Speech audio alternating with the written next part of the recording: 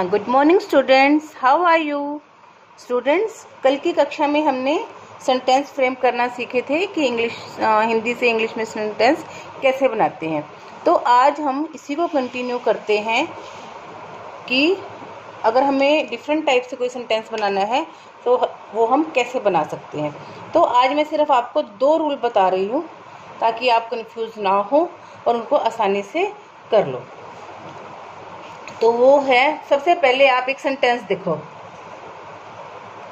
छत पर एक पक्षी है। There is a bird on the roof. सड़क पर एक बच्चा है। There is a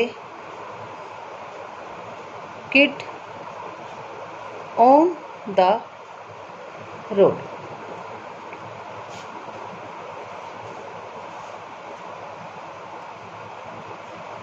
कमरे में एक मच्छर है। There is a mosquito in the room. अब आपको इसमें क्या नजर आ रहा है कि छत पर एक पक्षी है, सड़क पर एक बच्चा है और कमरे में एक मच्छर है। तो अब आपको इसमें क्या नजर आ रहा है? इसमें क्या नजर आया है कि कोई भी सेंटेंस बनाते समय कि अगर पहले वर्ड के बाद एकदम बाद पर है या में है तो उसको हमें बनाते समय सबसे पहले क्या यूज करना है? देयर। देयर यूज करने के बाद उसको हमने एज इट इज वर्ब, जैसे हमने ग्रामर के हिसाब से हमने बताया था कि वर्ब लगाकर उसमें वाक्य बना लगे। जैसे आप पहला देखो, छत के बाद पर है, दूसरे पर भी सड़क के बाद पर है और कमरे में बाद में है। तो इन सेंटेंस में आपने क्या करना है कि एकदम इसके बाद ये सारे क्या है, ये प्रेजेंट टेंस है। ये कौन सा टेंस है? अगर हम इसको पास्ट में करें, छत पर पक्षी थे। अब हमने पास्ट टेंस भी पढ़ा है तो इसका क्या बन जाएगा? There were birds on the roof. अभी पास्ट में बन गया ना। अगर ये प्रेजेंट में था हमने इज लगाया है और अगर हमने इसको पास्ट में बनाया है तो हमने वर लगा दिया। ऐसे ही सड़क पर बच्चे थे, बच्चा था या भी, तो देयर वर आ जाएगा। और अगर हम इसको अगर हमने फ्यूचर में बनाना है तो इसको कर सकते हैं कमरे में मच्छर होंगे, तो क्या लग जाएगा उसके आगे? विल लग जाएगा। तो चाहे वो प्रेजेंट में है, चाहे वो पास्ट में है, चाहे वो फ्यूचर में है, तो सबसे पहले उसके आगे देयर लग जाएगा। और देयर लगाने के बाद हमने जो भी वाज, वर, विल जो भी यूज करना है वो हम अकॉर्डिंग टू सेंटेंस हम कर लेते हैं। जब हम कहीं ये बताना चाहते हैं कि कहीं पर कोई चीज है तो हम देयर लगाते हैं। जैसे बैग में कपड़े हैं तो बैग में कपड़े हैं तो वही हो जाएगा, बैग में कपड़े हैं। तो ये भी बैग में कपड़े हैं तो ये भी उससे पहले देयर आ जाएगा। और एक अब हमने दूसरा सीखना है वाइल। ये हमने देयर का यूज सीखा कि हमें देयर कब लगाना है। मैंने कहा ना कि आज मैं आपको 2 रूल सिखाऊंगी और दूसरा रूल है वाइल, कि हमने वाइल कब लगाना है। देयर का हमें पता लग गया कि अगर एकदम वर्ड के बाद पर या में है तो हमने देयर लगा देना है। अब हमने वाइल कब लगाना है? जैसे खेलते खेलते वह सो गई।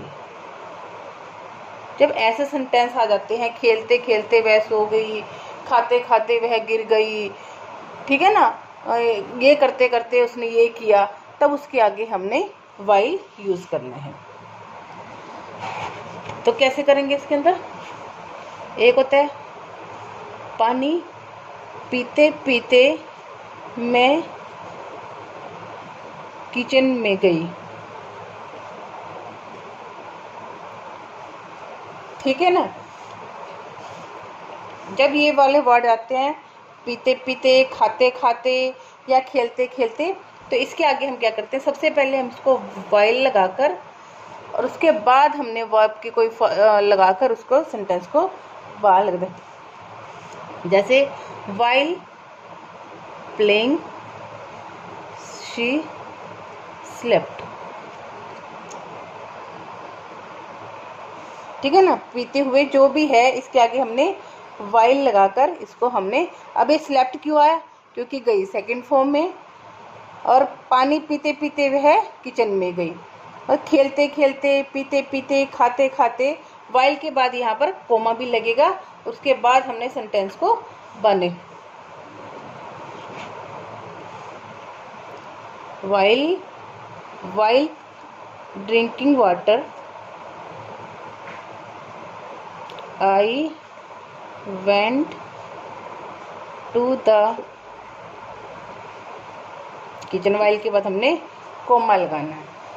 इसी तरह हम लगाकर वाइल लगाकर सेंटेंस को बना सकते हैं। तो हमने आज क्या सीखा कि देयर, ये बहुत जगह आते हैं कि बच्चों को यही नहीं पता। बच्चों को हमने सीख लिया कि हमने सब्जेक्ट लगाया, वर्ब लगाया और ऑब्जेक्ट लगाया और हमने सेंटेंस बना दिया, इसलिए बच्चे कंफ्यूज हो जाते हैं। तो ये तुमने ध्यान रखना है कि अगर वर्ड के एकदम बाद में पर ये वर्ड्स आ जाते हैं तो हमने उसको देयर से स्टार्ट कर फिर करना है। और एक है कि जैसे खाना खाते खाते, पीते पीते, जागते जागते और ये वर्ड्स आ जाते हैं तो हमने उसको वाइल लगाकर फिर उसके बाद कोमा लगा के फिर जो भी आपने वर्ब यूज़ करनी है, जो भी टेंस यूज़ करना है, उसके बाद उसको सेंटेंस को बना लेते हैं। थैंक यू बेटा। अच्छा, आपको उसके बाद मैंने आपकी एक वर्कशीट लिखी है, ये देखो उसी तरह के वाक्य लिखे हैं।